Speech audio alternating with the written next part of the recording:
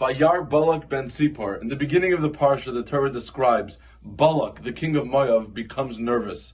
Why does he become nervous now? So the commentaries explain he becomes nervous because he was relying on the protection of the kings of Amori, Sichan and Og, the great giants. He thought that Klal Yisrael that was traveling through the Midbar, they would never get past these two giants. But when they get through the giants and they wipe out the kings of Amori, Sichan and Og, so Vayar Balak ben Sipar, he sees this, and Balak, the king of Moav, becomes nervous. In order to fight against Klal Yisrael, Balak realizes if he goes with the customary military battle, he has no chance. If Klal Yisrael wiped out the two giants, he had absolutely no ability to take Klal Yisrael on in military. So he has a new plan. He wants to employ Bilam, the famous person who was able to have a special power of curse. He was going to fight with spiritual power. He was going to use the curse of Bilam to fight against Klal Yisrael.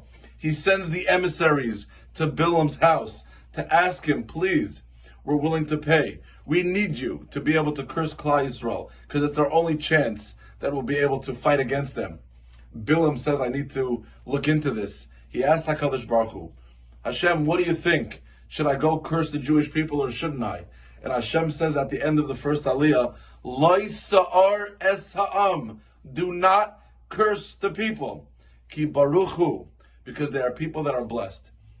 It's as clear as can be. You ask a question, you get an answer. There's no way to reinterpret that. And we see as we continue through the Parsha, Bilam ends up going with Balak, he ends up going with the king of Moav to curse Klal Yisrael. When you see that verse at the end of the first Aliyah, Loi sa'ar es sa'am, do not go and curse, ki baruch hu, they're a blessed people. How do you misinterpret that? How does that get lost in translation? Do not go. Pretty clear cut.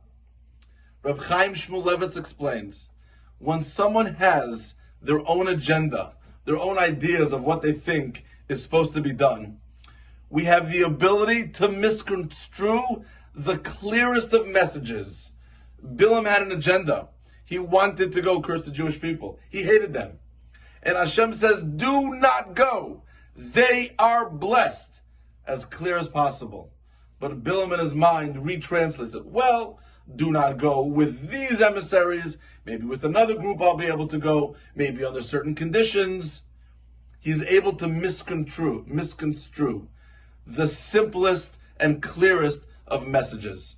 We have to make sure that we don't have agendas, because when we have agendas and we're looking into something, maybe we can misconstrue the clearest and simplest of messages.